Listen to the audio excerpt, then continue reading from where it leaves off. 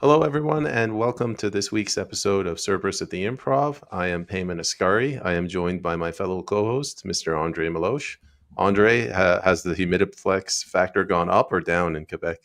it's still it's still hot, but I remove my jacket. I will just keep my I will stay a little bit casual.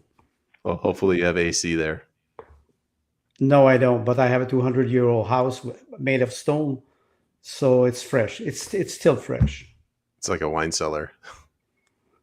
Yes, in the basement it's fresh. It's fresh. And you guys may have noticed that we had a falling out with Mr. Timothy Knight, and we kicked him off the show, and we got a new permanent co-host, Miss Katherine Kowalchuk. Okay. You didn't get the memo? Surprise! Yeah, permanent position. How are you doing, Katherine? Don't spread fake news to the Peyman, please. Yeah. That's all we do here. Yeah. I'm very well. Thank you for asking me to temporarily step in as co-host.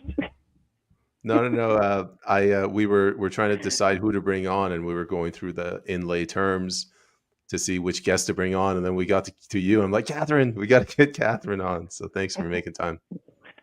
Yeah, thanks for having me. I'm joining you guys from my camper in BC. We're out at a family on our annual 2-week vacation, but it's a pleasure to be discussing these upcoming topics with you both. All right, Katherine. I guess before we get into the topic for today, could you maybe tell the audience a little about yourself? Most probably don't know you're from Alberta in your past. Sure. I'm a lawyer by trade. I practice primarily in family law in Alberta, in Calgary, and in Strathmore. And I basically started my foray into political and public commentary during COVID and co-founded Lawyers for Truth and helped people throughout Alberta and in Canada make sense of the nonsense that was going on with our government. And our message is always do not comply with respect to the COVID mandates. And during my journey with Lawyers for Truth, I became more, I guess, I became more curious about the political process. I had always had a little bit of a desire to be within the political realm, but I became more focused in, I guess, 2023 when I ran for the Independence Party of Alberta in my riding of Old Disbury Three Hills. And my eyes were quite opened up in terms of politics in Alberta, politics in Canada, and the barriers that are still alive and well, preventing, I think, what I would say meaningful change from occurring in Canada and especially within Alberta. And right now, I'm just providing my commentary from the sidelines. Right now, I'm not really politically active exactly, but I do follow what's happening in Alberta and in Canada quite closely. So it seems like we have an Albertan within the audience. Marilyn Walls is Oh, watching. Hello, Marilyn. Marilyn. Yeah. And a hello to Sue as well, fellow audience member. I guess to get things started, let me bring up the show notes for today. We were thinking of starting with Alberta, and Andre and I will hand this over to you, and you can kind of run with it. But if you could speak to what your views are on Alberta independence, Danielle Smith, her role in that, but generally speaking, and your views on conservatism in Alberta. Sure. Well, I became a dedicated separatist in about 2021, recognizing the significant limitations, impediments for Alberta to get better treatment, equal treatment within Confederation, and the various steps we were going to have to take in order to realize any meaningful change through it would include many of the provinces coming together to vote on changes to the Constitution, likely Supreme Court challenges, which also include negotiating and putting our hands in the fate of a very woke judiciary within Canada. Obviously the equalization payments, that calculation is completely skewed and not in Alberta's favor whatsoever. And that, coupled with immigration policies that weren't quite at the forefront in 2021 as they are now, but certainly they are adding to the list as to why Alberta needs to become its own independent nation. I decided to strongly advocate for that. And given that there's a legal viable means under the Clarity Act to do so, I think it's well within Alberta's right, and it's our obligation as Albertans to actually seek all ways forward to protect Albertans. And that includes, I think right now, the only way forward is through this referendum on independence, and for us to continue to build an Alberta incorporating those policies and those things within the Alberta government as it's currently existing that fortifies Alberta against the unequal treatment in Ottawa. And so, I think that it's something that Danielle Smith ought to be embracing. I think that there's the time for strongly worded letters and relying on our judiciary to sort out the discrepancies in the imbalance between the provinces and the Laurentian elite have come and gone. And now we need to provide the hammer of independence, not just as a negotiating tactic, but as the final destination. We're done. We've tried to negotiate for decades within Confederation in good faith, I would suggest, by many former premiers and political leaders, and nothing has happened to equalize things. So what Danielle Smith is not doing, though, is, well, I don't know. This is a bigger conversation that I think that people need to have.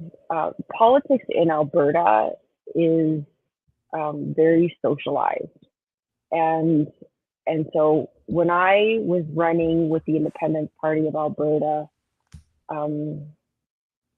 it became clear to me that many people in Alberta, although they claim to be conservative and want to uphold some sort of traditional values, it's not clear what they actually define those as being. And I would define them as being those policies centered around family, policies centered around very limited government, and a tremendous respect for the traditions of our institutions that made this province and made Canada really great, and what they were all founded upon a morality based on Christian principles and values, which I think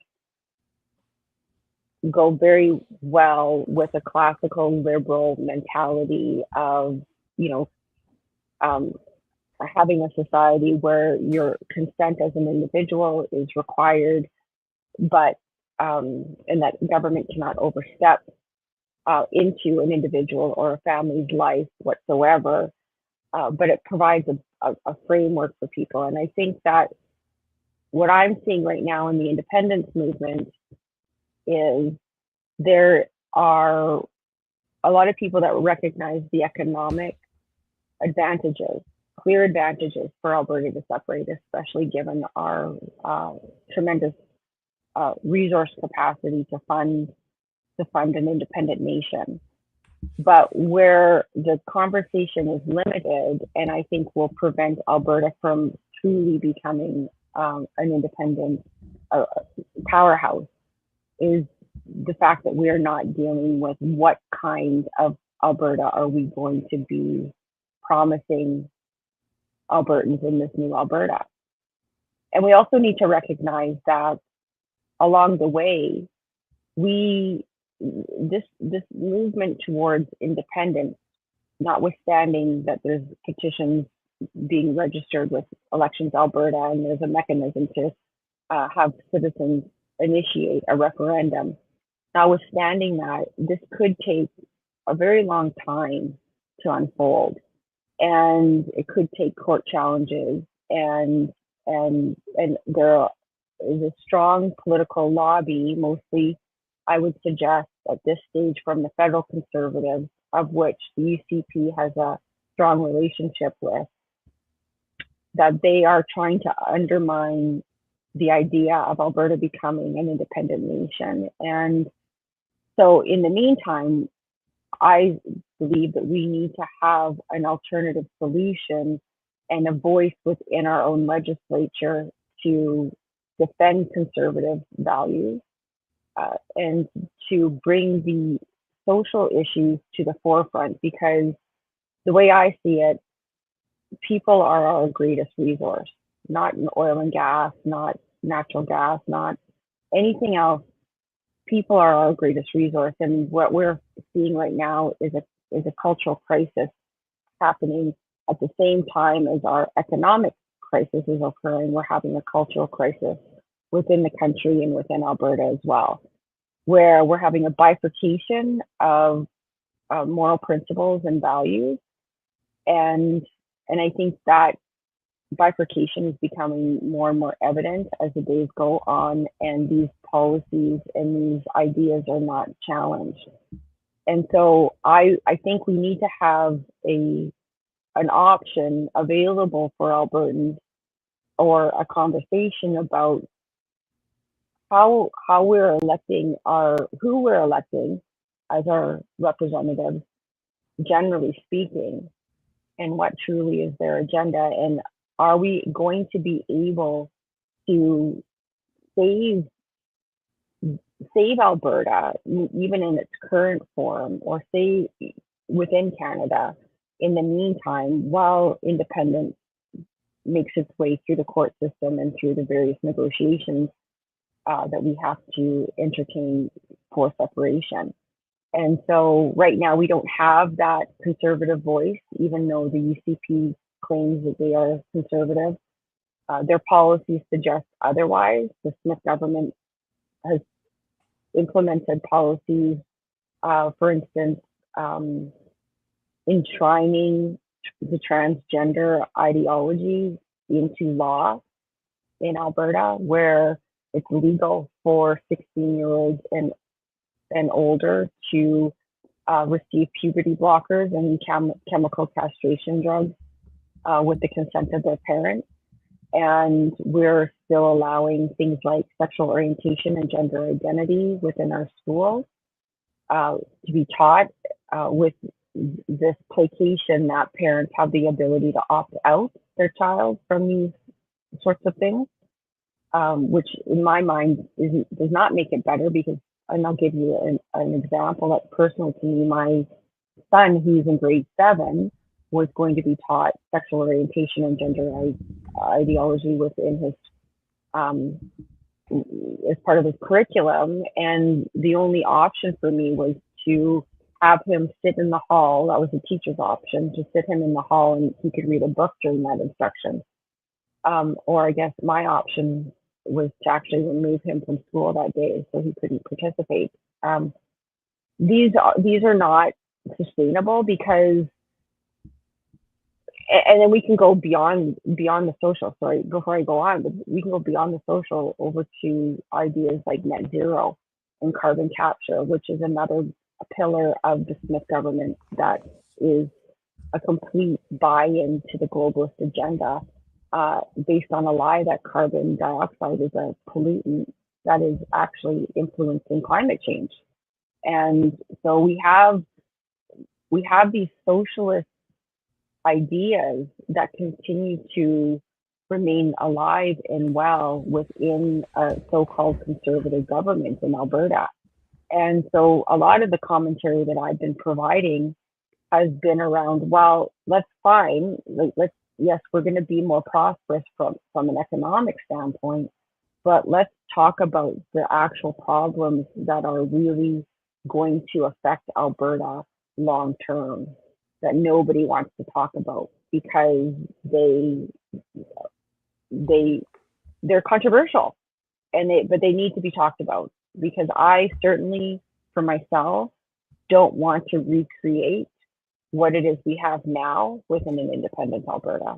And I'm struggling to fully support what's going on with the current group leading this charge, because they mostly want to focus on the economics, and they don't want to have this conversation because in their minds they have to appeal to those in the mushy middle ground, like the NDP supporters, etc. Because obviously we need to get a clear majority. I think it's 50% plus one.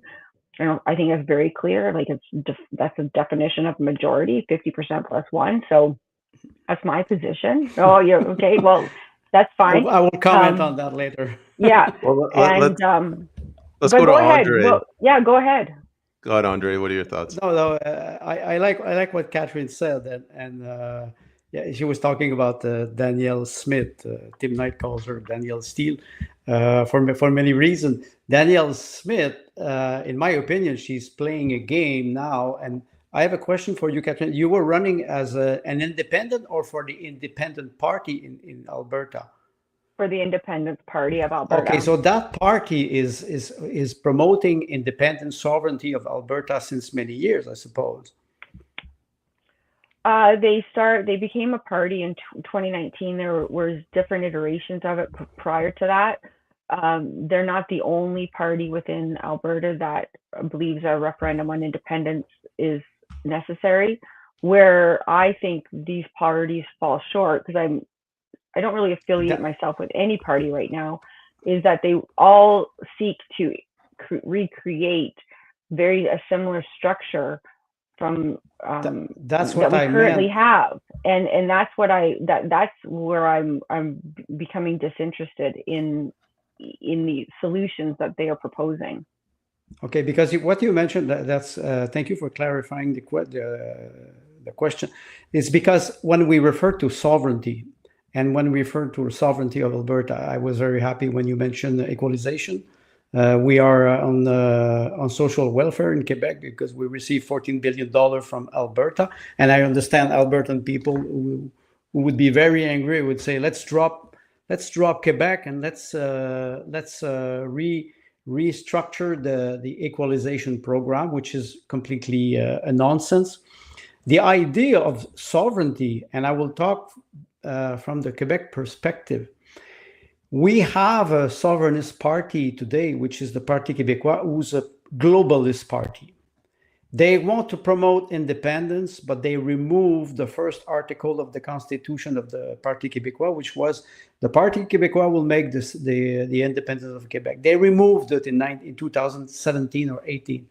So they're playing the game, the nationalist game in Quebec, but they're aligned with the globalist. What I see in Alberta, and you mentioned something important, economically speaking, yes. Morally speaking, in a Western civilization that is collapsing morally, it could be very difficult. And I understand many Albertans who will not want to talk about it for two reasons. The first reason, they don't know what is happening. Wokeism, transgender ideology, I will go abortion, all those topics that they never want to discuss because they say, oh, Canada is a liberal and a progressive country. It is not. It is under, let's not forget, it is under the subject of the crown. And that's why I said last week in the show, I said the king does not negotiate with its peasant. So Alberta has to strengthen up its message, saying to the king, not even Carney is not important, saying to the king, we want a fair deal.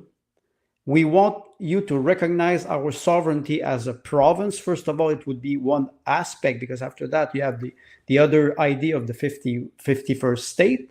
And then you could say, for example, we want this deal, and we want to have the real freedom that province should have, autonomy. And Quebec was never able to do this because I think the elite in Quebec were either corrupted or they were infiltrated. You mentioned the Laurentian elite. Yeah. I think it is true, and Tim Knight is mentioning always the New Canada, which is Manitoba, Saskatchewan, Alberta, comparing to the 4 provinces that created the Confederation. And I think that it's very important for Alberta to be able to Albertan to discuss about those questions, because if you do not discuss those topics, social issues, first of all, it will fail. The movement will fail, and the second thing, in my opinion, is that you have to straighten up the message toward Ottawa.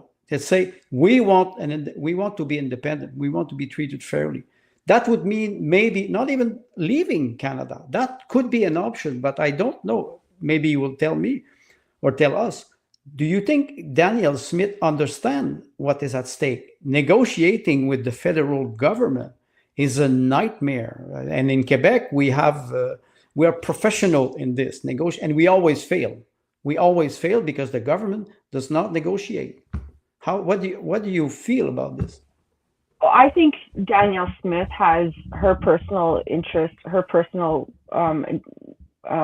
ambitions are overriding actually what's anything else. And it wouldn't surprise me if she ran for the leader of the Federal Conservative Party to become the next prime minister, to try that route. She said very plainly to people that she does not believe in Alberta independence. She believes in getting a better deal within Confederation.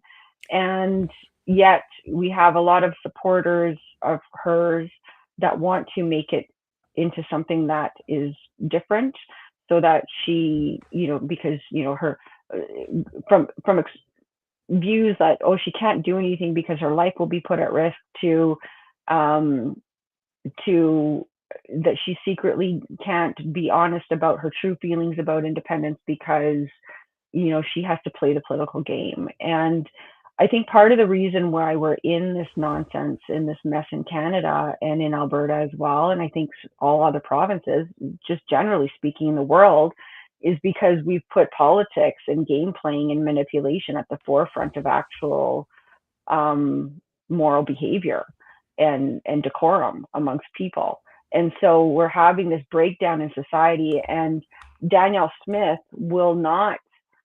This is a big problem for me, because the Alberta Prosperity Project, which is the main group in Alberta right now, promoting and educating people about independence, underlying what their message is a direction to continue to vote for Danielle Smith, support Danielle Smith, and move people to the United Conservative Party. But I have a big problem with that.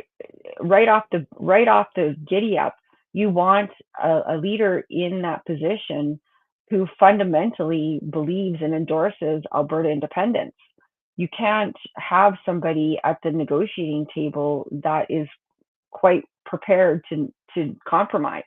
And this idea that you should be compromising at this stage in the game, where the stakes are so high, where our society is literally crumbling around us from a moral perspective, I think that we are beyond that. And I think that there are more pressing issues right now that need to be dealt with, other than separating. I mean, we're in a crisis right now with our young people. And I'll give you an example. So people during COVID would turn to lawyers and to the courts, expecting that they were going to be able to turn things around with their tyrannical governments. And I gave a talk the other day when Christine Anderson was in Calgary, and I spoke there, and my message was trying to connect the dots for people. You want to know why things aren't changing, and I'll tell you, and I'll connect some dots for you. The first dot being that we continue to teach this confusion, gender ideology, sexual orientation, land acknowledgement, all this nonsense, these progressive social values within our schools, right? Our kids say the land acknowledgement. You can't say, you can't read the Bible, you can't do any, recite a prayer, you can't do any of that stuff, but you can say in land acknowledgement, right? That is absolutely meaningless and virtue signaling. So you have a whole crop of people or children that have been growing up in this public school system that, you know, where DEI and kindness trump and feelings trump reality, all this bullshit is happening. And so these people, these young minds are influenced, our institutions are influenced, our banks are influenced, our corporations have been influenced. So anyway, this is all throughout our society, but let's go into why the courts have failed us. When you get into law school at the University of Calgary Faculty of Law and the University of Alberta Faculty of Law, their entire program, including their research and their instruction to their staff and other people and their students, is done under a DEI lens, right? So they have to incorporate all the DEI into everything that they do. In addition to that, they have affirmative action policies for admission. So if you're Black or identify as Black, then you can, as part of your admission into law school, tell us about your lived experience. Katherine, can I identify as an Albertan and vote in the referendum with this stupid policy? Because when you refer to DEI, you refer to gender ideology or climate change, or I'm not politically correct at all, and I'm not afraid to speak anymore for many years. But now I call a cat a cat. It's sterilization, children mutilation. I'm using hard word that many people don't want to hear. Yeah. But I'm a writer. So if I start to censor myself through a debate, it can still be respectful. But if somebody calls me a racist, I will say, sorry, compliments will not help your cause. Meaning that stop antagonizing people like this, because we know how they work. Trotskyists, they work like this. Communists, they work like that. Yeah. And they're using the same tactic or the same strategy to undermine the real debate, which is what you were mentioning. The moral code is completely... in 2003, was I an atheist? I don't know. But in 2003, I'm a reader before being a writer. And I was reading the Bible, and one of my friends was Lebanese, Christian Lebanese, said, "You read the Bible? You're atheist." I said, "I'm a reader. I read the Bible. If I read the Bible to my child, now I have a granddaughter. If I read the Bible, I don't want the government to tell me what I have to read to my grandchildren." So what I'm trying to see where the movement in Alberta is going. In my opinion, it's not going anywhere. It's going nowhere. It's going nowhere. It's going nowhere where I want to go. And let me just finish my thought, and I'll do it quickly. The law society. So these people get out of law school. These graduate from law school, they become a lawyer under the Law Society of Alberta and other law societies across Canada. Again, diversity, equity, inclusivity, rammed down our throats. In 2020, the Law Society of Alberta declared us as being a systemically discriminatory profession based on anecdotal evidence that had, to my knowledge, never been tested. Like, did the person who apparently experienced this racism and discrimination, what was the outcome? What, was the other side of the story told? Like, there was, to my knowledge, none of that happened. But for lawyers in Alberta, we have to go through mandatory cultural competency training. The first course that they put forward was the PATH, based on the Truth and Reconciliation report about Indigenous history, where if you don't answer the questions correctly, you don't get to complete the modules. There's 5 hours of this education that we have to take online. And so it's being challenged right now by one of my colleagues, and we were part of being a part of supporting that. But so that's happening in our law societies, and then these people become judges, and these judges also are, very careful about respecting pronouns. They just recently, just a couple weeks ago, they've granted a temporary injunction regarding having sexual orientation and gender, or not allowing those who are 15 years and younger from getting puberty blockers. So this is our judiciary. So people are thinking, do you know why we're not getting anywhere? It's because all of the decision makers, our political leaders, and the lawyers and our judiciary are captured by this woke ideology. And so even if you today removed all of that nonsense from our primary school system, it's still going to take decades to unwind naturally, like in a natural type of a process. So you need leaders within our government, in our society, to be speaking out about this and pushing back against this. And this is what we don't have in Alberta. We don't have any effective representation or counterposition that's in the legislature, because right now you either get wacko socialism with the NDP or slightly less wacko socialism with the UCP. Well, and I like the idea. I think I will move to Alberta and I will be the leader. Sorry, Andre. Yeah, okay, that sounds good. When you talk like this, Andre, Katherine, let me. I have something important to say. Andre, I have something important I have to say first. The former co-host, which we fired and replaced with Ms. Kowalchuk, he's saying to Katherine, if separatists cannot guarantee a government with a traditional European paradigm, why separate? I think he's saying the same thing. Like if we don't, we have to focus on the social aspects as well. But there's one thing that when I listen to you, Katherine, I'm relieved now. I know that I'm real Canadian, because I thought in Quebec that I was a Quebecers. Now I'm a French Canadian, and now I see that Alberta is in the same bullshit as we are in Quebec, and I don't accept it. For many years, I lost all my friends, all my family, all relative. I could not lose my job because I already retired. But maybe they will cut my pension tomorrow. I don't know. But I do agree with you. Where will they go with this movement? And I would really support the Alberta sovereignty movement if they were mature, organized, and if they would tackle those social issues that will undermine the economic, that could undermine the economic prosperity.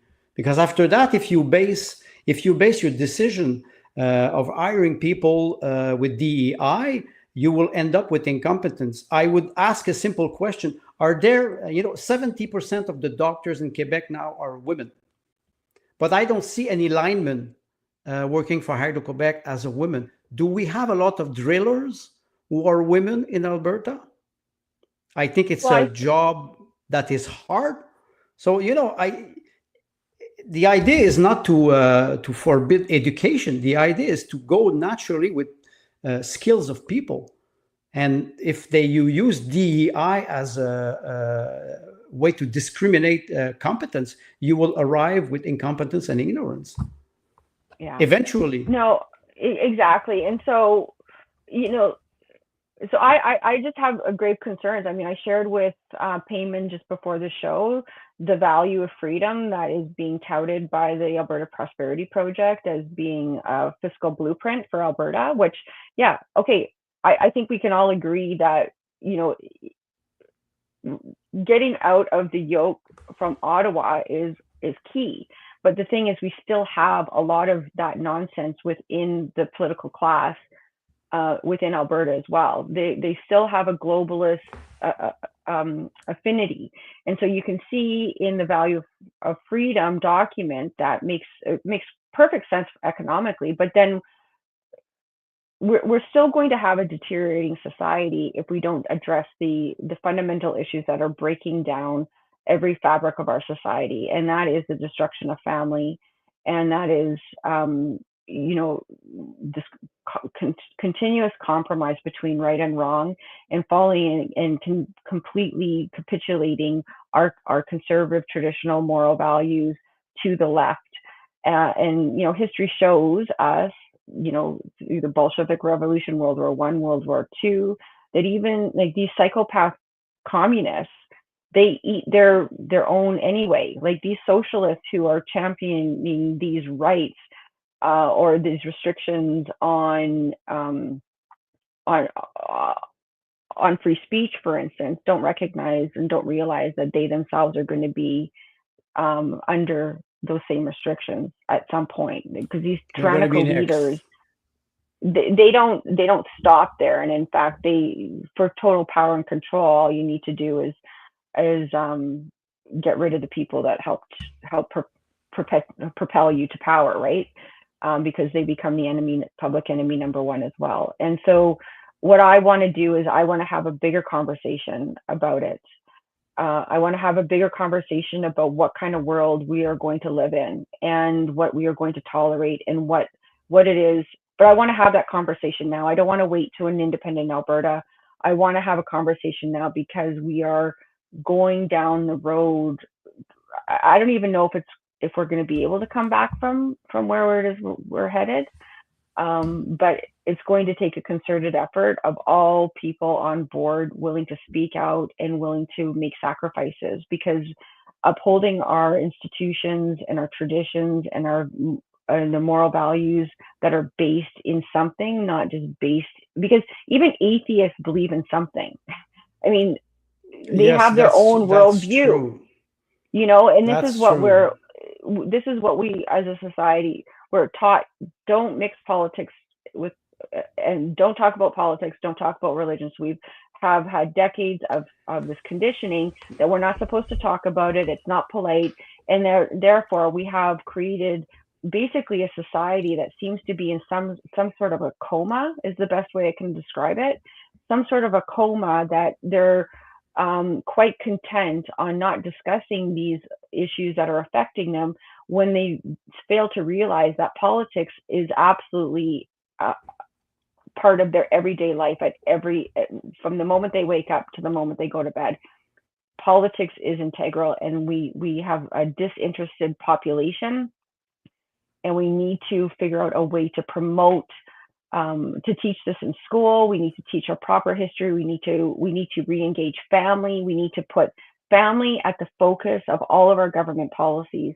And from the family, the smallest political unit, which is the family, from the family, then, and if we can strengthen the family, we can start to turn this stuff around. And I draw upon my experience as a twice divorced individual, and also a divorce lawyer who sees the destruction of what feminism has done to our families, and this hookup culture has done to our children, and demoralizing women, especially with this hookup culture kind of mentality. There are many things that we need to tackle, and while separation is one of them, I, for one, don't support recreating what it is we have currently in a new independent Alberta. And the value of freedom that has been put forward by the APP, while it's a good start, they're already stifling conversations about, for those of us who want to have this broader conversation. Right now, in that value of freedom document put forward by the APP, they're talking about continuing a two-tier system still for the Indigenous. That's right. That's right. Rights and privilege. I, for example, I had a conversation with a Native person. He said, I have the right to go hunting. You have a privilege. I'm against that. If we're all citizens of a country, whatever country, you can call it Alberta, you can call it Quebec, you can call it Canada, I don't want two-class citizens. That doesn't work. And so we have this language in there, as well as language around net zero concepts like carbon capture and carbon emissions and all this stuff. If we can't, we need to start having conversations within our political class that are actually talking about the truth. Like, the truth is knowable, and this idea that the truth is not knowable is a bunch of BS. Well, we know what the truth is, and it's that this.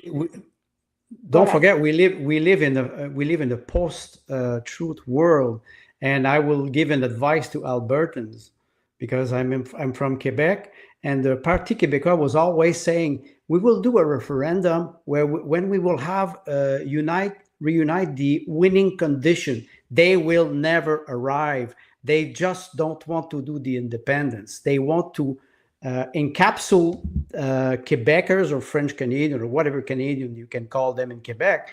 They want to trap them in a movement where people will trust them. I lost the trust in the National Assembly in Quebec in 2021 when 125 MLA voted for the curfew that we had in Quebec. The only territory in America that had a curfew before Christmas was here in Quebec. And at the time I was saying to my wife, I will sell the house and I will move outside of Quebec anywhere, but not in Quebec. So that would be an advice. Maybe the second thing that I would say, maybe Katherine, you should replace Danielle Smith. Well, you should run. Hey, okay, yeah, that's funny. Yeah, I did run. I came in third in my so-called strong conservative rooted riding, who was the only riding years ago to first elect a separatist individual, Gordon Kessler.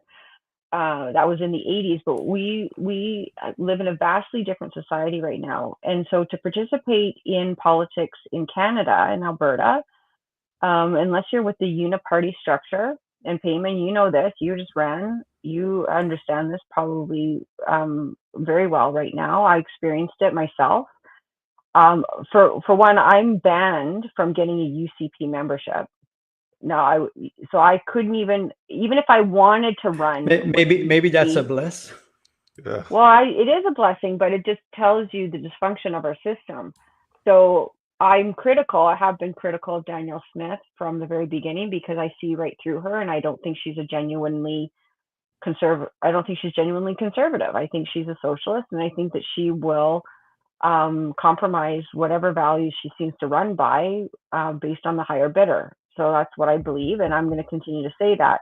Obviously, they don't like that. She doesn't like that, and so I'm banned from the party. But it's more than that, right? Because this uniparty system has captured the attention of all Canadians, and I think Americans as well, where we don't vote for the people who are the best people necessarily, or those who align with your values. You vote for the people that are likely to get into power, and they're very well funded. They're very well funded, and they're very good at ostracizing and keeping people who share my opinions out of participating, whether it's being an elected official, whether it's being on government committees, whether it's being in administrative committees. The whole system is captured. And so if you hold these views, which I don't think are extreme at all, and maybe this is a good segue to our other topic, Peyman, how the RCMP are now labeling people such as us who have traditional conservative values, Christian values, as being extremists. This is the society that we're living in. Well, I don't know. What are your thoughts? The difference between you and me, for example, is somebody calls me an extremist, I call him a moron. And I will tell him, as a man, let's settle this outside. Let's not scare or make women worry. Let's go settle this outside. Straightening the message doesn't mean to be disrespectful. But if somebody calls a man who grew his genital and he's taking hormone for having a breast, and he's a man, that's it. There's no other option. And if I'm 100%. An extremist, so be it. So be it. Come and arrest me. We have to straighten up the message and stop. I'm sorry to say this. Maybe it's because I have French Canadian blood, but I will say I'm tired of seeing people targeting us when we want to find the truth. I'm a critical thinker. I don't own the truth, but I search for it, and I will start to be more determined to change this. And I'm already doing this with my writing. At Cerberus, we're trying to be respectful and polite. But if somebody arrives and wants to debate about gender ideology anytime, about climate hoax, or about, I would say, abiotic oil, because nobody talks about this, natural resources, gas, carbon dioxide, those ideologies, they can infiltrate the mind of people in Alberta who have good intention of having a great sovereign territory. But it's more complex than that. It's quite global now, and through this lunacy of the RCMP, it's not the first stupidity that they do, because we saw what they did in 2022 at the Freedom Convoy, and what they did in Alberta with the Coutts people, the people who were put in jail. So I'm not counting on the RCMP. The RCMP, it's like the Sûreté du Québec or the Ontario Provincial Police. They are the organ of the enemy, not the people, not the policemen. I think the policemen, they act. There was a manifestation yesterday, 2 days ago in Montreal for Palestine. And Alexa Lavoie from Rebel News, she arrives there and she's trying to film the event. And 3 policemen from the Montreal police arrive and they start to push her. And they say, "You were trespassing, we will arrest you." And she's saying, and I quote, she's saying, "It's a public places. I'm a journalist." Of course, they hate Rebel News. That's one thing, but it's not about Rebel News. And you hear clearly the policeman. She's saying, "You're following orders of Valérie Plante, which is the mayor of Montreal, of the C40. She's a woke globalist." And he said, "You just have to vote in October because we have municipal election. You just have to vote and kick her out because we follow orders." And we hear him. He follows order. He doesn't care if he's trespassing on the rights of Alexa Lavoie, who's trying to cover the event. No, he knows it, but he's following. So in my word, in my book, he's a coward. He cannot step out of his line. He stays in his line because it suits him. I know they have many issues, but income, family, work. I understand that, but the police force is supposed to be the counterpart of for the government. I would use a different word when somebody says I was just following orders. There's a different word for those types of people. Well, you can refer to the history, because we can go back in 1944 and 1945 with the Nuremberg trial, and a lot of people, including Adolf Eichmann, who was hanged in Israel in 1960 after the circus trial that Hannah Arendt covered. He said, "I was just following orders." So it's very easy to say this. I understand sometimes that you are stuck in a structure, but if you want to prove your moral sense or your moral behavior, you have to get out of it one day. If not, you are accomplice to the situation. So the RCMP is not on the side of the people. Well, clearly, and if anything, that people should be looking at this very seriously, because we now have a federal police force that is embodying these sorts of destructive ideas, living by them and expecting all Canadians to live by it as well. So how do you think people like us are going to fare when the society continues to roll along and allow this nonsense to occur? So you get arrested, you find by a woke RCMP officer, or somebody who's not prepared to do the right thing, and then you get a woke lawyer who goes before a woke judge, and then you find yourself in jail for saying that whatever you're going to say, right? Whatever. They're between each other. They're in family. So this is how serious this is. Like we're not. It's already here. Like, it's not when it happens. It's we're already here in a society where if you are conservative, if you're Christian, if you hold any ideals around traditional family values, you are now an enemy of all institutions, human rights tribunals, the administrative class, the political class, and now policing. This is where we're at. And so the conversations that we need to have we need to recognize that we are in an urgent scenario where if we don't stop just talking about it and actually start doing something about it, to reverse this course and to take a hard line against these destructive policies and principles, then we're not going to be able to turn it around. We're going to destroy ourselves, and this communist takeover that's happening around the globe is going to roll out with Katherine, many people celebrating it. Can I ask you a question? Do you ever have this conversation with other, Canadians, Albertans? Is it even possible? Does anyone care? What's the reaction? Well, within the independent circles, they're afraid of the conversation, because from the independent circles, they're afraid of the conversation because these are controversial topics, which, they shouldn't be, but they are.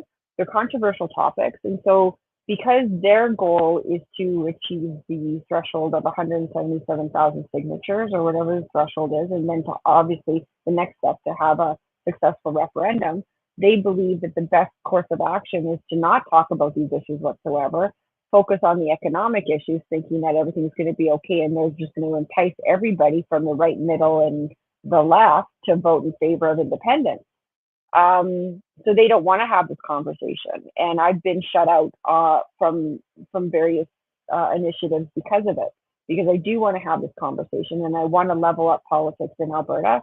But even within new parties that have crept up, there's a hesitation, and I don't know what the hesitation is in order to come out full stop on these specific issues in particular and taking a hard line on them. Everybody's afraid to draw this hard line now. Like the People's Party of Alberta, with due respect, I think is on the right path. Where I think that the PPC is lacking is that they don't embrace a fundamental. They don't reference God.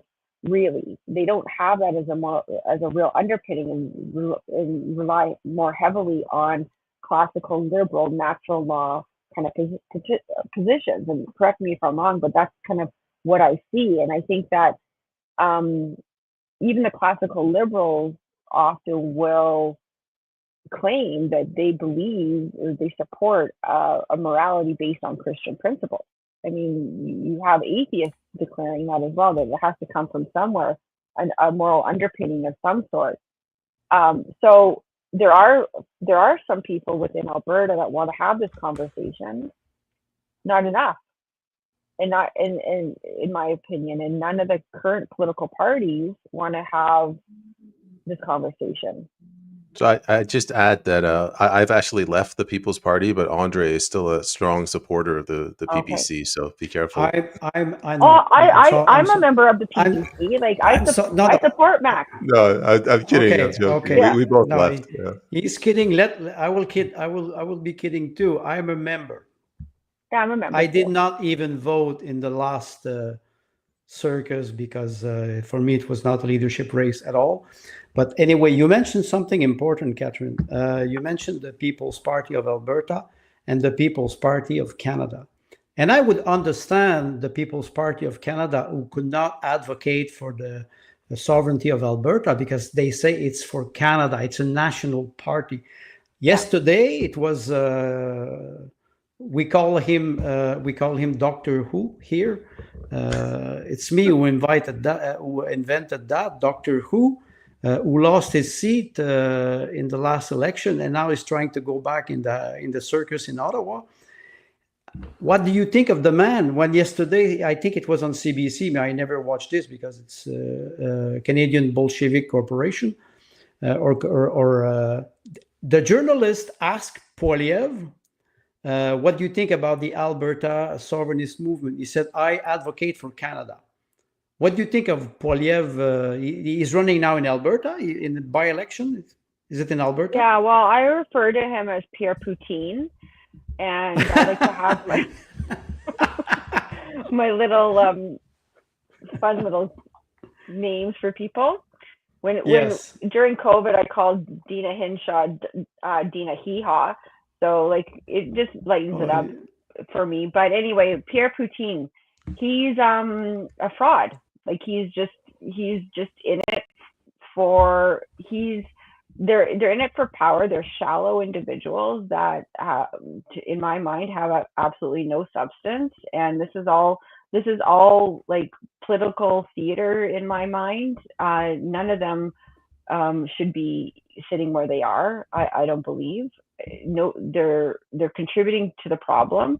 And this is the other thing that's so perplexing about the independence movement and who's leading it right now, and where they're steering people.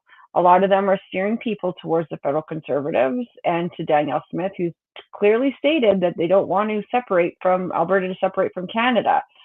Yet that's where we're being mopped up into, right? And so it's disingenuous. I'm just tired of the manipulation. I'm tired of the lying. I'm tired of the backroom deals. I'm tired of the cronyism, corporate cronyism. I'm tired of the lobbyists coming in. I'm tired of all of it. And I think that we would be much better served just to be like, let's just be honest with people. But that virtue is elusive Well, amongst the one thing, one honest thing that she could say is that the king doesn't want you to separate. I can refer to Daniel Johnson, the father, 1965, when he was Prime Minister of Quebec, and he wrote a text. The text is available now. It's very interesting.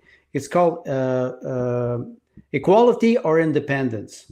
And he was proposing a deal to the federal government to be a province, but like Tim Knights always say, autonomy of province, which means complete sovereignty with a federal structure that is very small. You know, the army, the border, and that's it. The rest is province prerogative, which was supposed to be the confederation. Sadly, a year and a half after, Danielle Johnson died on the Manic 5 water dam, supposedly of a heart attack. So maybe Danielle Smith is afraid to commit herself to a movement that would clash directly with the federal government.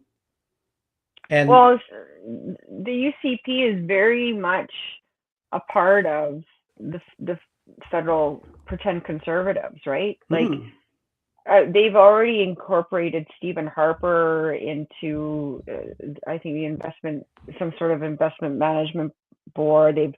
They're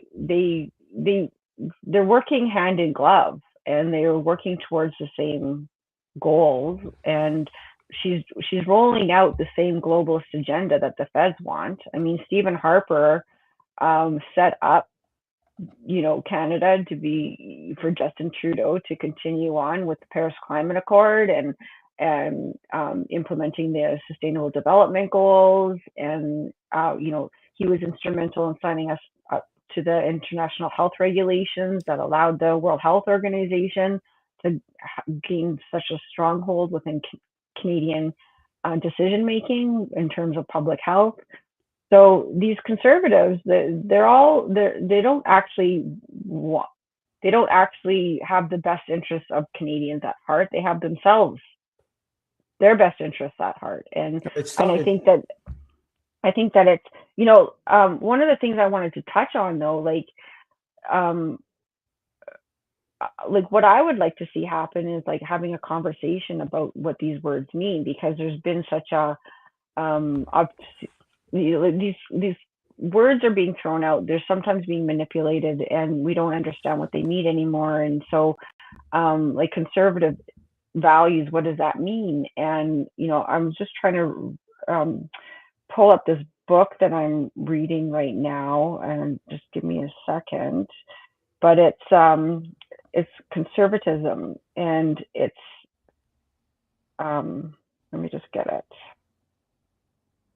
So in your opinion, there's no conservative. I call them cowards, but conservative.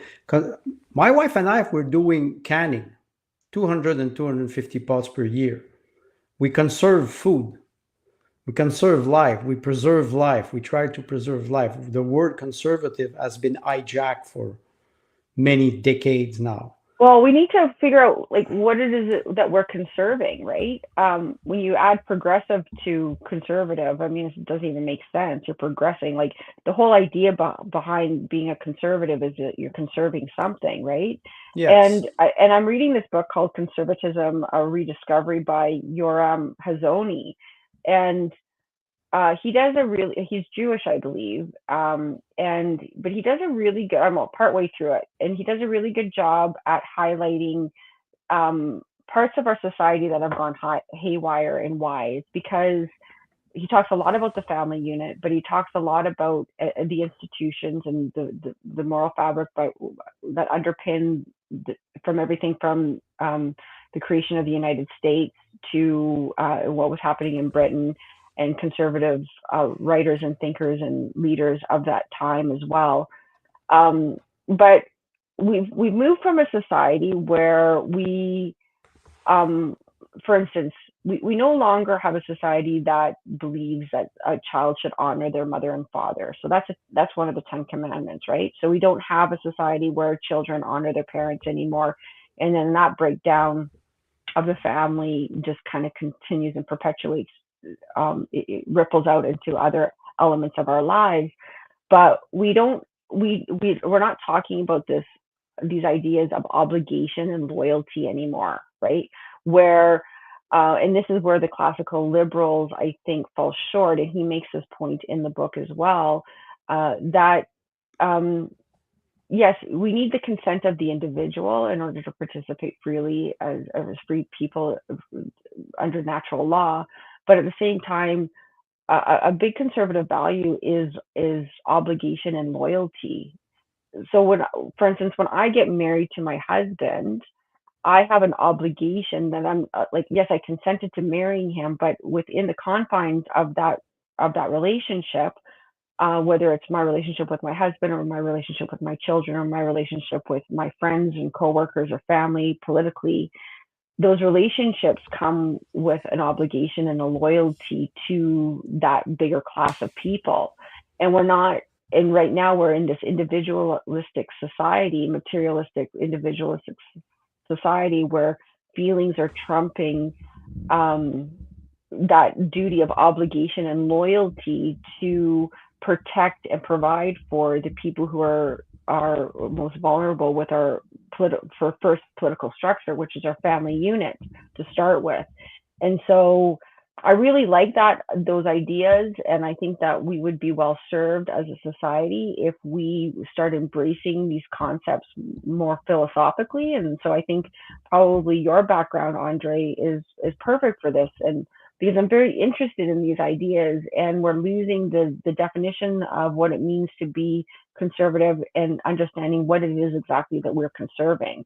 And I think if we continue to ignore these issues, we're just going to perpetuate what it is that we're experiencing right now, except it's going to continue to get worse. Well, it's interesting you're referring to my background. Today I saw a comment on X about an ex teacher in philosophy, and he was saying, I don't know why people are so afraid of the state, state control. And I told myself, there's a big difference between teaching philosophy and practicing philosophy, because I wanted to say, and he was a retired teacher, I wanted to say, hey man, did you really read the Solzhenitsyn, or did you read Plato, or did you really, or you just taught? Because philosophy is a way of thinking, and we are, like you mentioned, in a materialistic society. We have to go back to fundamental. Conservatism doesn't mean living in a cavern. First of all, it's a myth. No. The idea, and Matthew Arrett in one of his last podcasts was talking to an engineer in Alberta, trying to develop the railway. It is a very interesting podcast. And he was saying conservatism doesn't mean doesn't mean that you don't have any evolution and no progress. Progress according to respecting nature, respecting natural law, respecting environment, and also developing natural resources, respecting the natural development of a child. I'm sorry, I'm a reader of Freud. From 2 to 10, there's no sexuality for a child. That does not exist. Sexuality arises with the development of the hormonal process. So proposing sexual content to children in kindergarten, talking about the lunacy of transgenderism, it's not based on nothing. There's a document for the World Health Organization. It was 2017. It is a 250-page document from many psychiatrists and psychologists. Transgenderism is considered a mental disorder in this document from the World Health Organization. Yeah. So when you arrive and you start to promote those ideology, you undermine or you destroy the natural law. And that includes nature, that includes family, that includes normal child development. We all had our teenagers period. We know how it is for girls. We know how it is for boys. Yeah. It's the sexuality that comes in, and it's normal. But what we're seeing now, it is an ideology that is pushed against all, I would say, idea of what we would say conservatism, rationality, reason. There's a lot of people who cannot reason. They act emotionally. And when it's the time to arrive with fact, they become angry and aggressive, or they censor you. And you're stuck in two position. And what we were seeing with this message from the RCMP, I'm sorry, from this man, I'm sorry, they can call it anything they want, I don't care. He's promoting extremism. He's the extremist. You know, most people, when they accuse somebody of something, it's because they have this, they recognize this component in themselves, and they can recognize it with another people. I always make this joke with my wife. Tourism. I travel in Italy. I travel everywhere, and I was always arriving. Oh, there's so many tourists here. I was a tourist. We have to also go back to this moral, what you were talking about, moral base, based on natural law. And let's not forget, I think it is Arnold Aino who always referred to that, and you referred to that with the interview you had with Peyman. Canada is based on the supremacy of God and the rule of law. Now I know it by heart. It's good, but it's still in the Constitution. If they don't like it, they should change it, but they are not changing it. Well, because it's still very powerful. But Section 27 of the Charter requires the reader to interpret it based under multiculturalism, right? That's Trudeau 1967. Yes. Well, and so that's very problematic, and I think the Charter.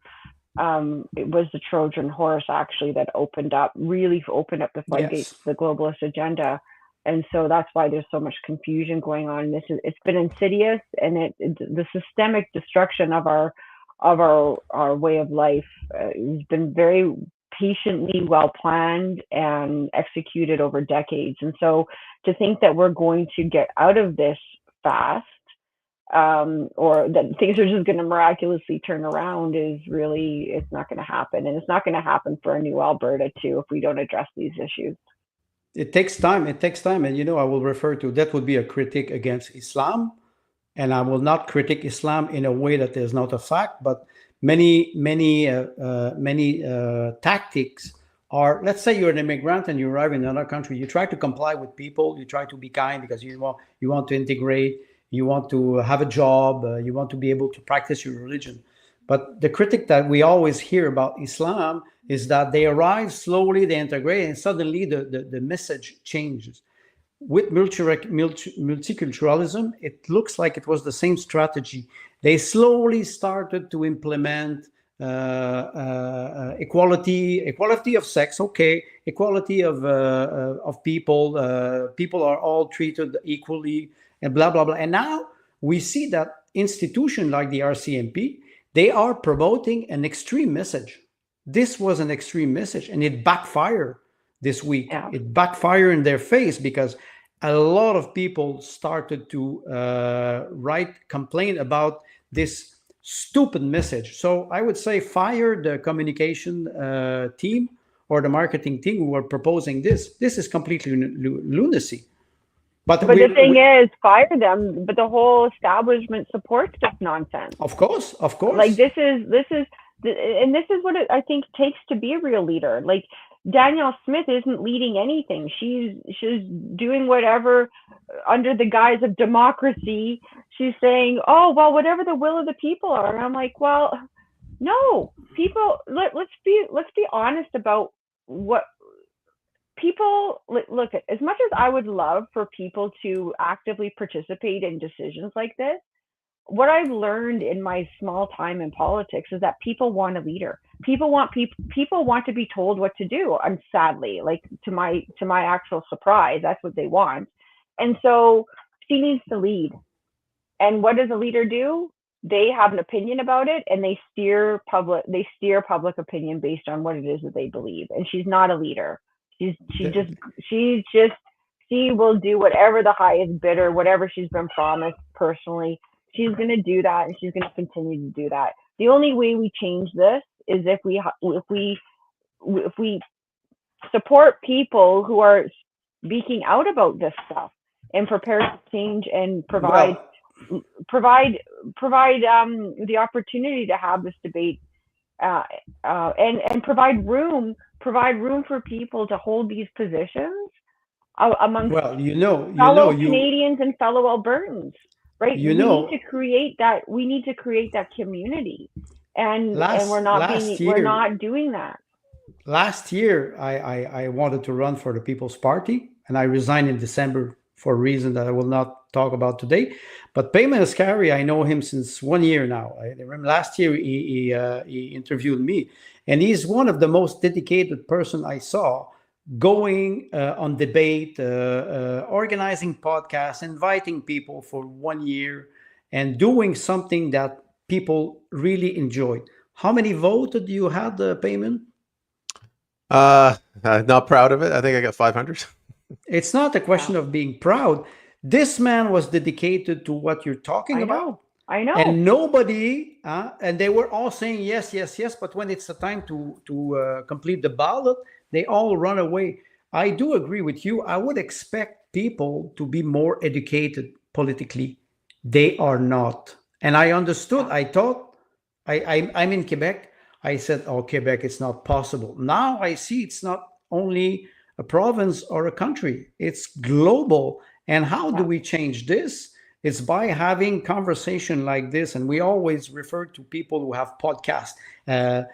Invite each other, talk to each other, debate, because what I believe, mainstream media will die. You can put $3 billion, $5 million in the CBC, whatever, it will die, because people, when you lie to them all the time, one day they wake up. Maybe not 80%, but if you have 20-25% of the population who start to question the narrative, we will arrive at a tipping point where people will say that's enough. We saw it with the Freedom Convoy.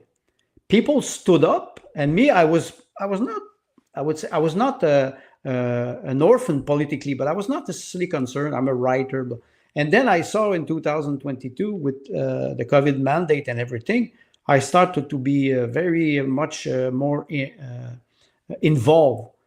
The movement we're trying to create is try to make people be involved into politics and have not be afraid to speak what you're mentioning, not censoring yourself, because else we play their game.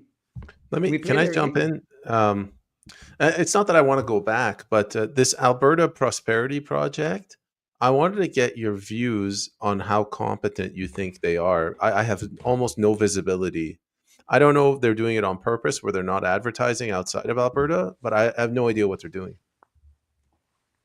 Well, the Alberta Prosperity Project has at the top of their leadership a doctor, a lawyer, have other very well-researched individuals around them.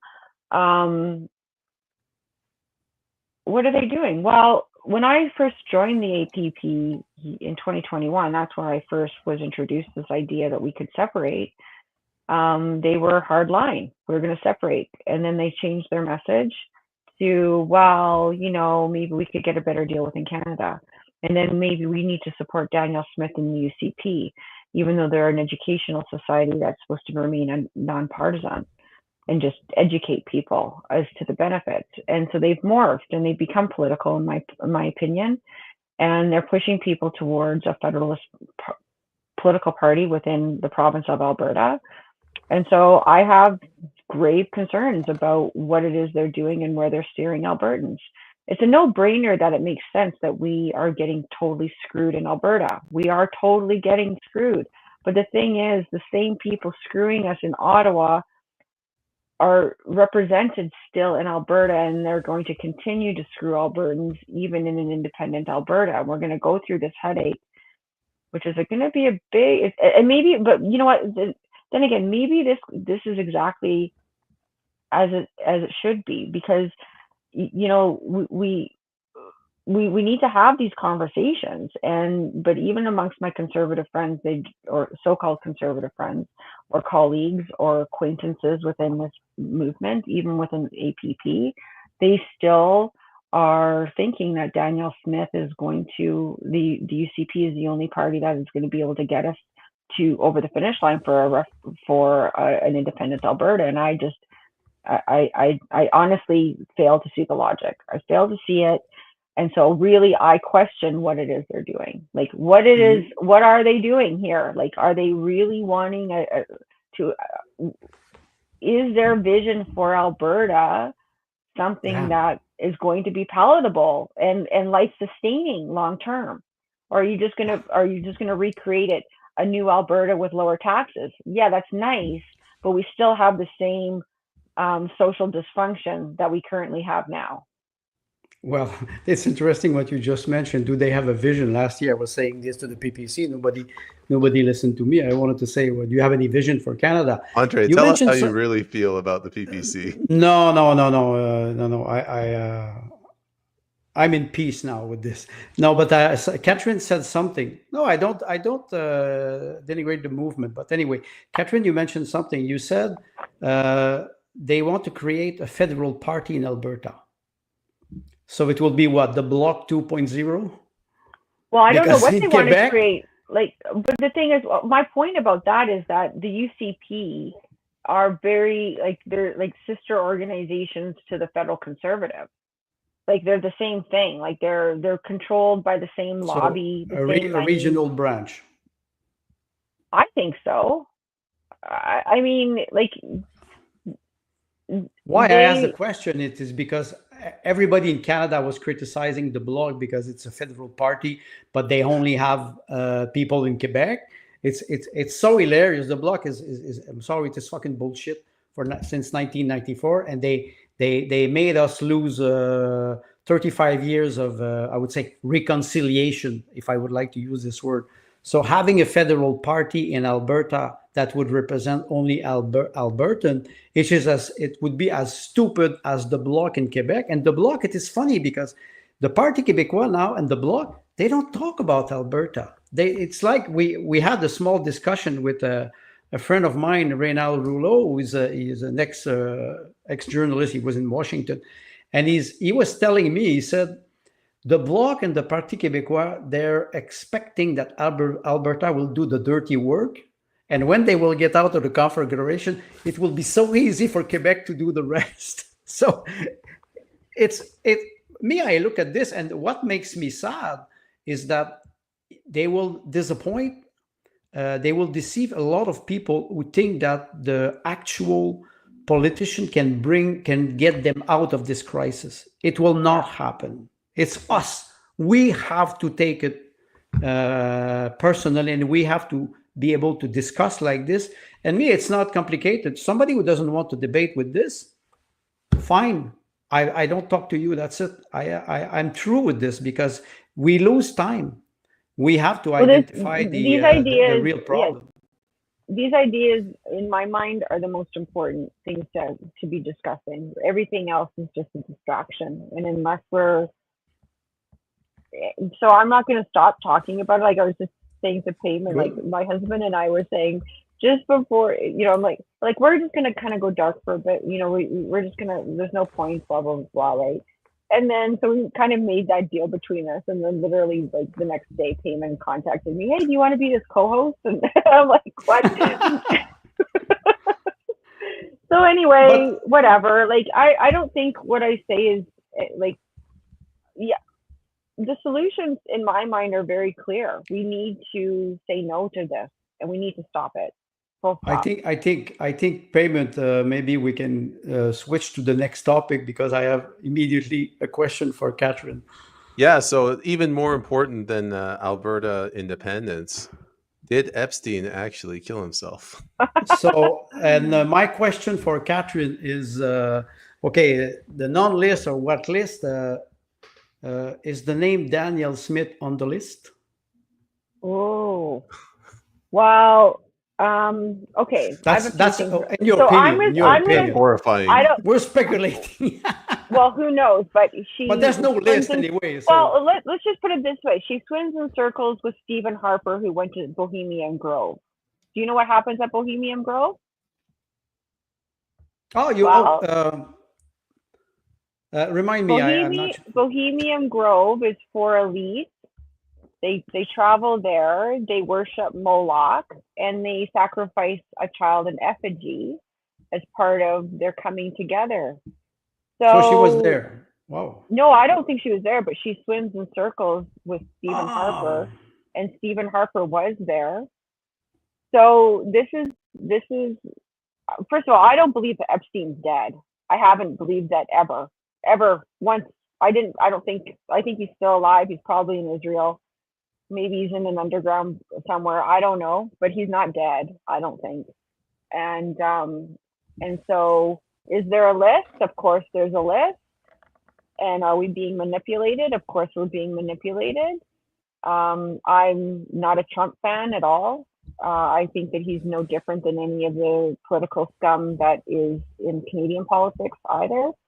So I don't hold him or what he stands for in high regard whatsoever. So that's kind of my 2 cents, and I'm probably some sort of conspiracy theorist for saying it, but I think that we're being manipulated.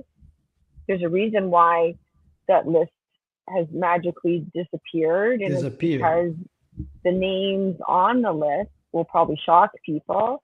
But I have another question though. Like, why do you think that their list that they give us will be accurate anyway?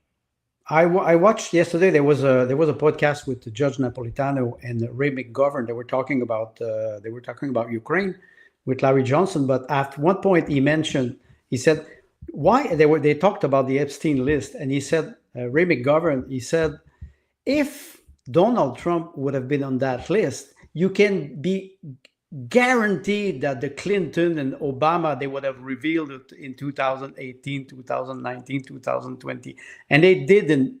So this week everybody was talking about the list. What list? Who cares about the list? I know that Trump is not the savior. I know that Carney is a globalist, and he was put there, not elected. I know that the leader of the Bloc Québécois is an ex-bouncer that is very aggressive. He's blocking everybody on X. It's so funny. We call him Mr. Block because he's blocking everybody. I don't trust no politician.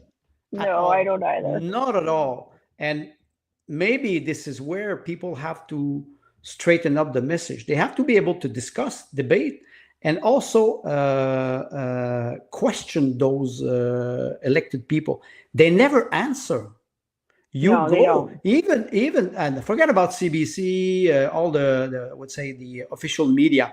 They never ask any hard question. That's why Rebel News is so popular. That's why True North is so popular. You have some alternative media. They ask questions, and politicians, they don't want to answer because either they are blackmailed or they are completely idiot and paid $200,000 per year on our taxes. But we're fooled too because we continue to believe that this system will fix by itself.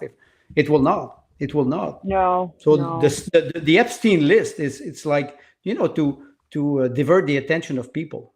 Me, it doesn't fool me at all. Well, I guess the only hope from my perspective of this narrative that has kind of sucking up all the airtime right now is a realization for more people who have that delusion that there's going to be an individual like Trump to save.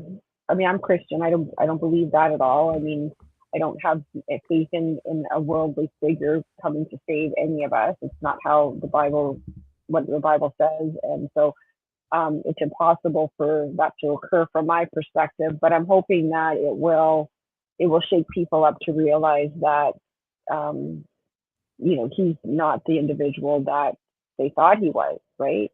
But then again, like, I don't know, like, we have like, our Christian churches are apostate, many of them. They actually they're teaching things that are anti scripture, and we have a big problem here, and especially those Christians who identify themselves as Zionist Christians. I mean, I think, I was watching a podcast the other day with Tucker Carlson was speaking at some sort of event, and he's rightly saying, like, it's not anti-Semitic to be asking these questions and expecting these answers from the people that we elect, that are accountable to the people. It's not inappropriate to ask these questions. It's not inappropriate to wonder where the money is going. Like, why are American taxpayers funding the IDF? Why is that happening? Like, in the Israeli government, like,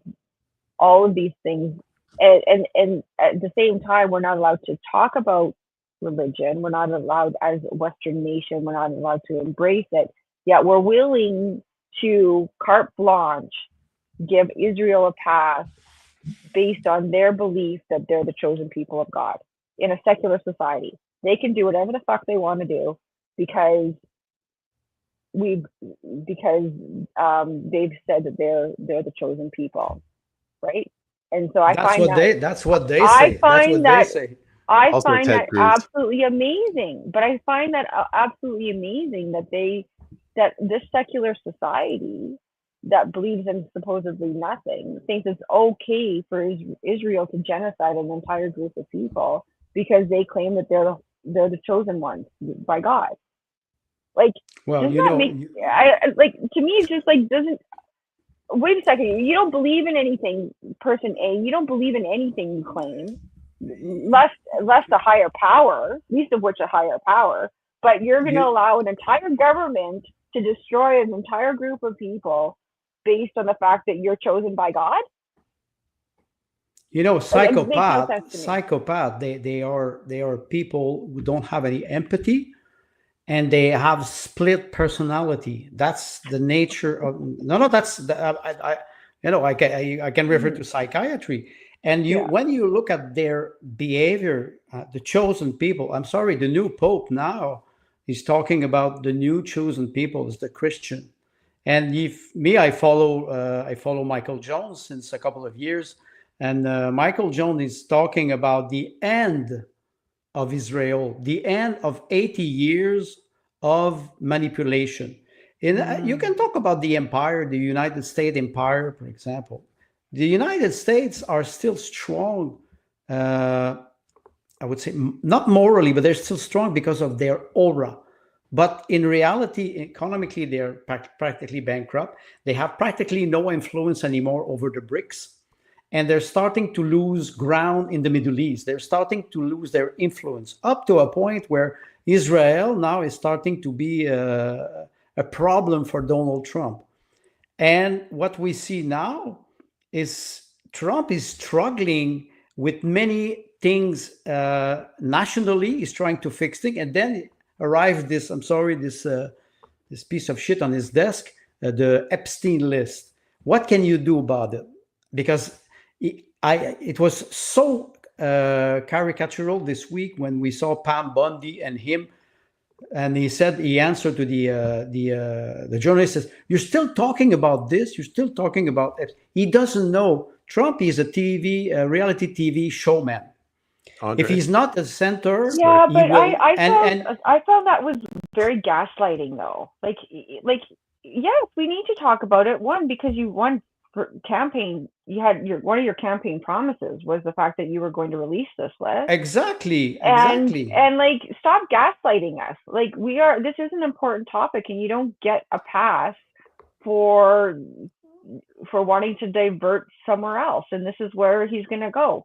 He did it to another person, another reporter, who asked a question about what was happening in Texas with the flood, and I forget what the question was, but he told the reporter that it's an evil person. He's an evil person for even raising these questions. And I mean, that's not a good sign in my mind of where we're going. It is not.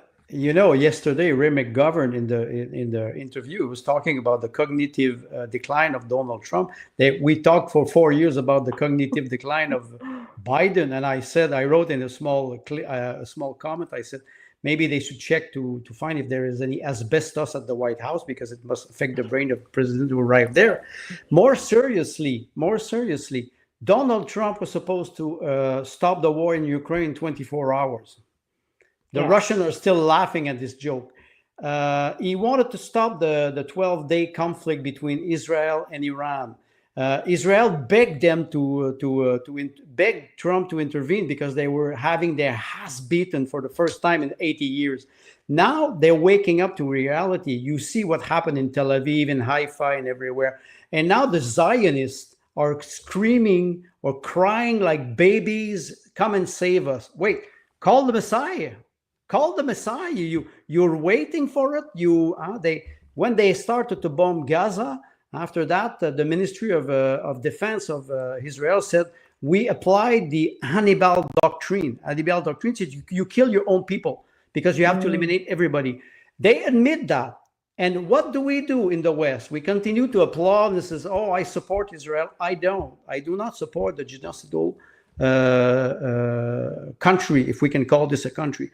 But then I would say the people of Israel in Israel should decide what should happen for their country. And I would say, and that's an advice.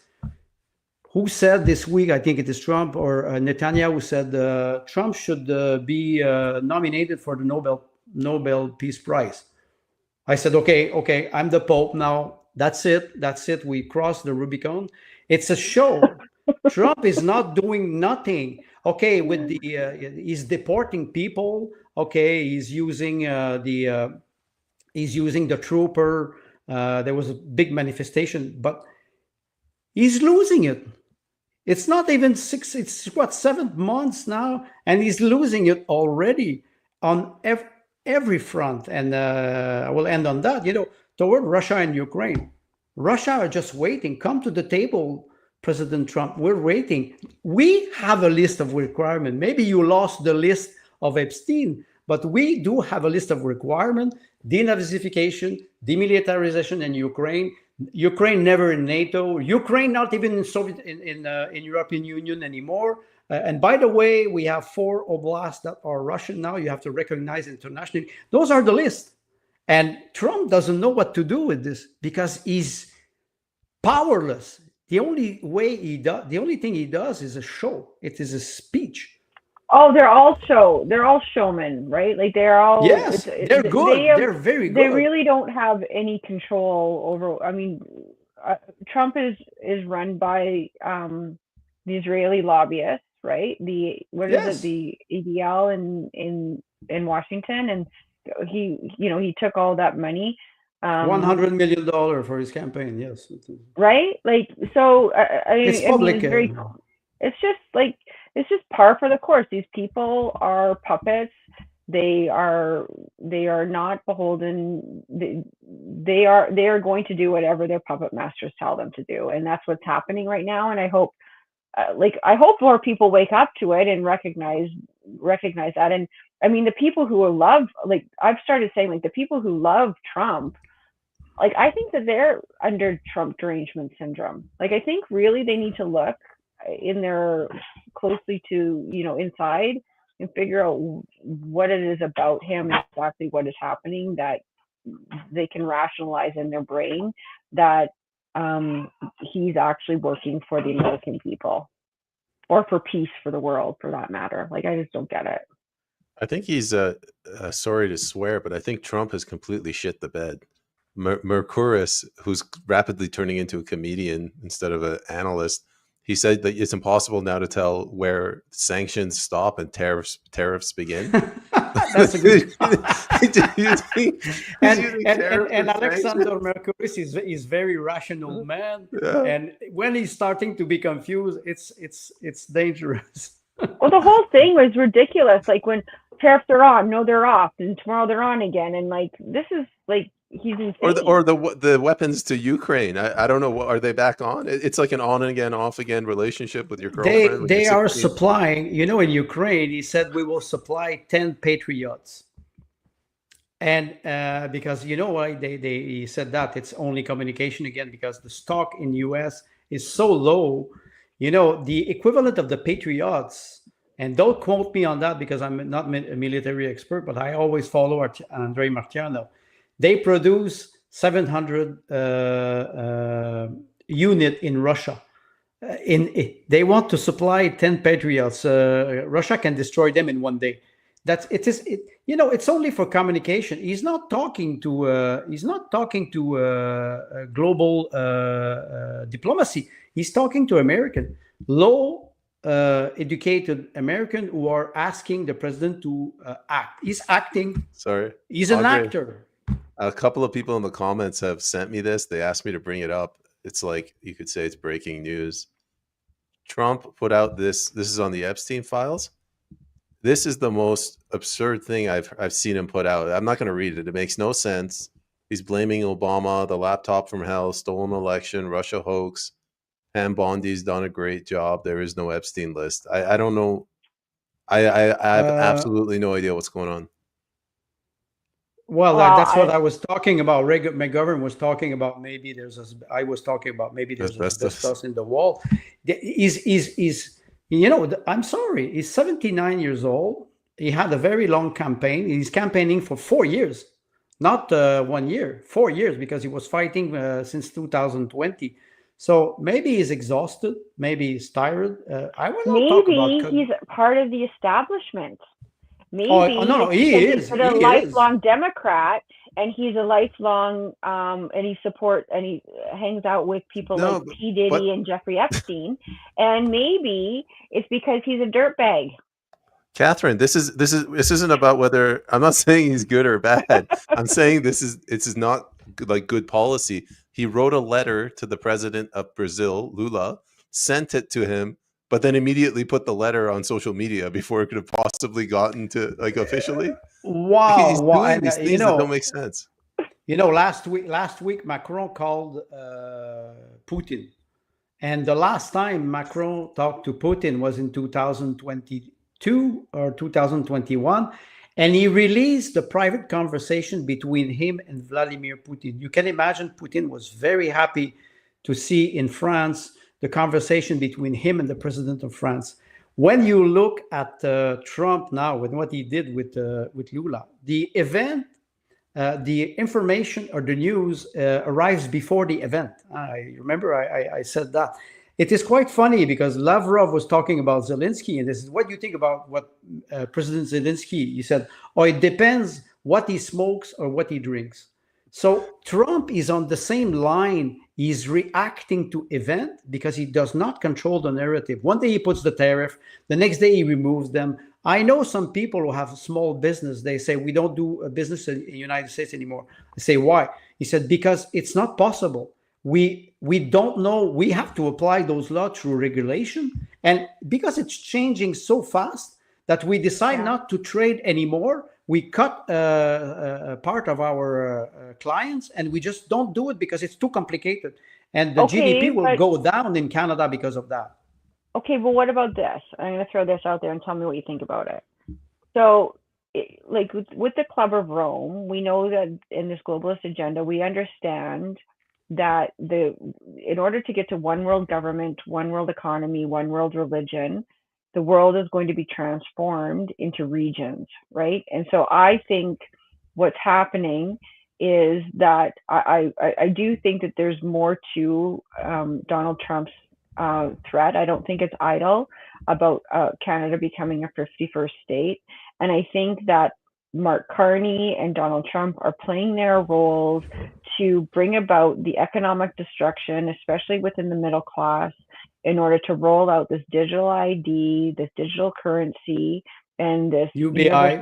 universal basic income. I was just going to say that, in order to make the circumstances in order to justify this eventual union that is going to happen. And that's why I think that Donald Trump would be very supportive of an independent Alberta as a starting point. I think the U.S. would likely recognize Alberta as an independent nation should it have a successful referendum, because of the more long-term goal or ultimate goal of creating the region of North America an alliance, one world government, the alliance, right? So that's what I think is ultimately happening. It's an old project. It's an old project of five great alliance, Europe with Russia, but not Russia as a sovereign country, but Russia as a vassal of a structure that would be controlled by a global government. Of course.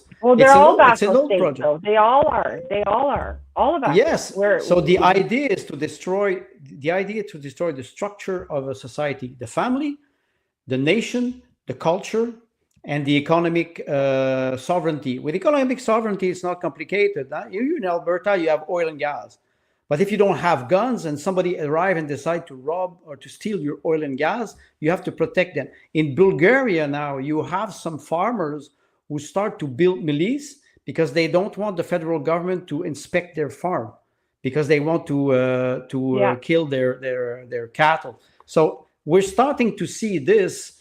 We're arriving in a period, I think, where we will see instability, political instability. How people react. I think they're already talking about civil war in Britain. Well, the RCMP produced a report. Yes, exactly. Well, where else can it go though? Like, look, there are very many people who would love a peaceful legal solution to overcome these differences, but they're not. Yes. It's not happening because we're people who really truly want to put a stop to this are just, we're completely marginalized and removed from the equation. Like, there's no hope in heck. Like, Peyman, you've run, I've run. Like, we've tried to penetrate what is happening, and the ignorant public is falling in line with the propaganda. That's what's happening. But like, there's going to be a time where it's like a pressure cooker. Like, we're not going to be able to sustain this for I don't know for how long. Like, how long are we going to be able to sustain this nonsense? Well, we will. I think. I just put up this picture.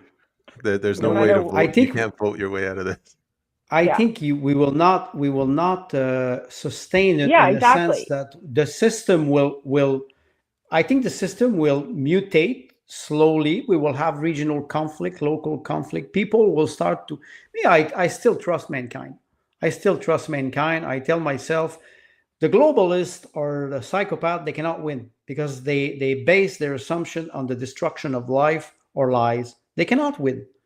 And I would say I don't expect a savior. I don't expect a messiah, but I thought being atheist was a rational position. It is not. It is the contrary. Because when somebody says, I don't believe in God, means I don't believe in nothing else outside what I see. And this is not, first of all, it is not even science. We look at science today, how they act. This is not science. You were talking about politics, Katherine, and you're saying politics and religion should be separated in a secular society. No, politics, I don't think. No, but no, I'm sorry, maybe I misunderstood you, but I think it was a psyop.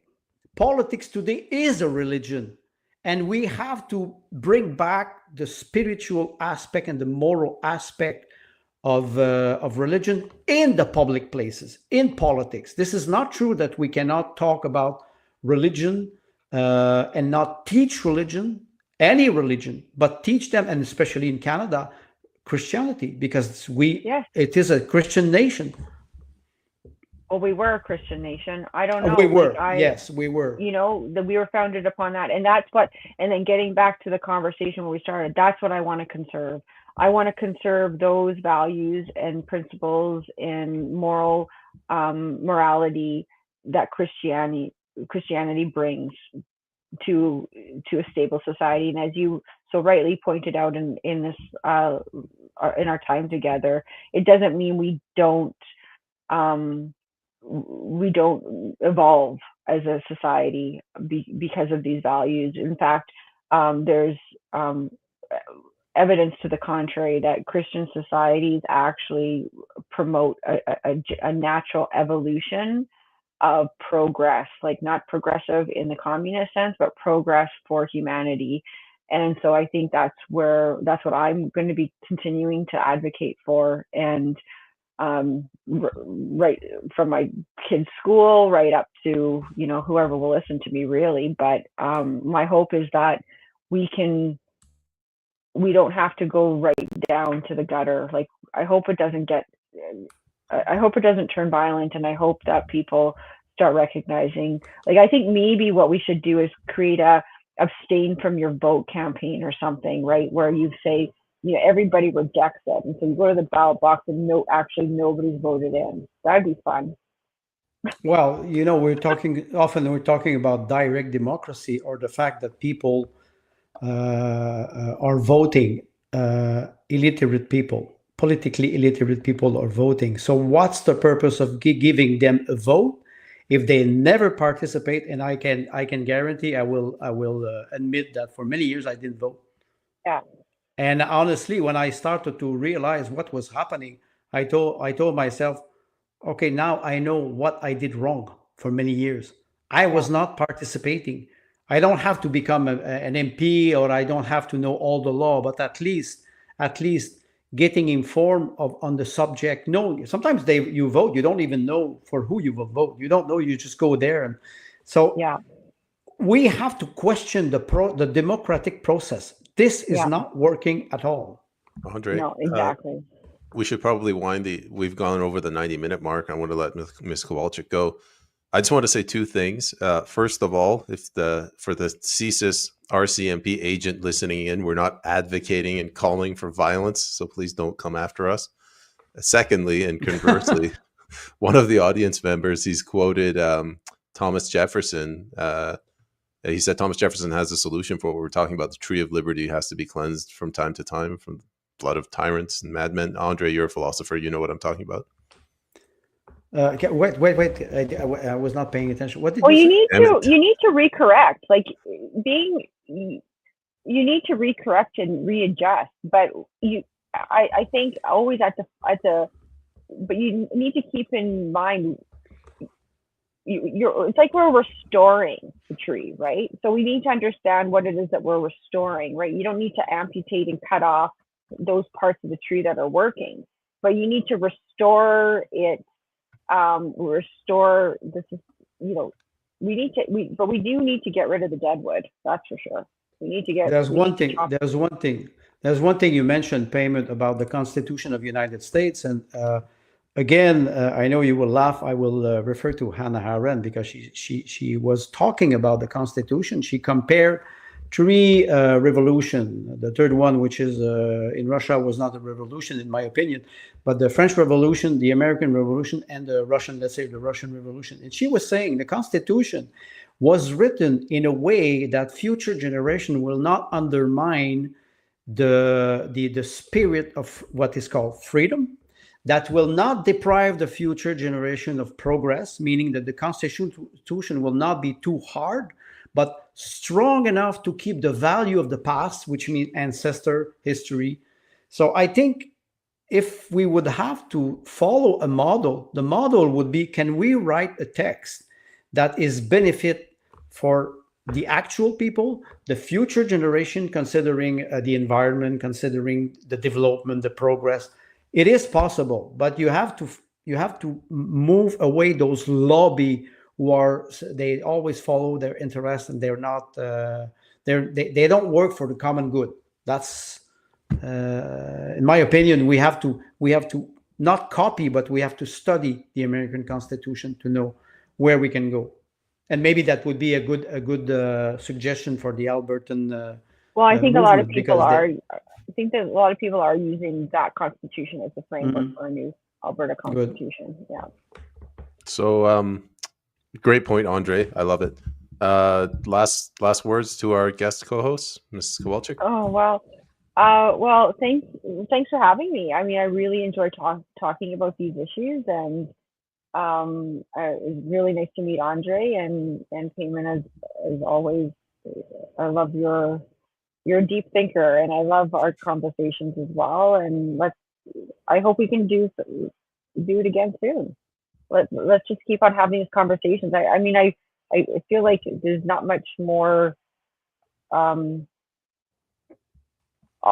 all we can do, and I think you're right, Andre. Like we just have to keep talking about it. We just, regardless, right? Regardless of whether or not we think we're making a difference. And I think, I get frustrated by the lack of meaningful changes in our world right now. But I remember on our campaign when I was running, my husband said, look at if we change one person's mind, if we are able to reach one person, then that's a success, right? And we do it one person at a time. So here's hoping more people will be reached, and here's hoping the psychopath leaders are going to help us get there even faster, because they act in such a bizarre manner that we have no other conclusion to draw than that they're working against us and not for us.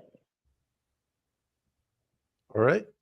Fantastic. I guess with that, we'll end the show. Katherine, we're just going to hold you over until after we close the live stream. But thank you very much for making the time. And Andre, thank you to you as well. You devoted 3 hours of your time earlier today as well. So thank you, sir. I'm just 3 hours behind election night in Canada. I can still do 3 hours.